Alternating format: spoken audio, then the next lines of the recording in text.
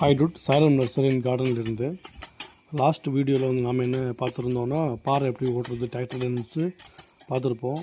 இன்னொரு வீடியோவில் வந்து அந்த ஓட்டிருக்கிற பாறை வந்து சரி பண்ணிவிட்டு ட்ரிப்ஸ் எப்படி போடுறதுன்னு சொல்லியிருப்போம். இந்த வீடியோவில் என்ன பார்க்க போகிறோம்னா களை வராமல் இருக்கிறதுக்கு வீடு மேட் எப்படி இழுக்கிறதுன்ட்டு தான் வந்து பார்க்க போகிறோம்.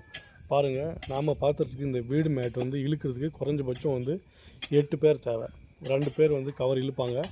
இன்னும் இருக்கிற 2 பேர் வந்து 3 பிட்டாக இழுக்கிற ஸ்டார்டிங் பாயிண்டில் ஒன்று, சென்டரில் ஒன்று, எண்டிங் பாயிண்டில் ஒரு இடத்துல வந்து மண்ணை போடுவாங்க.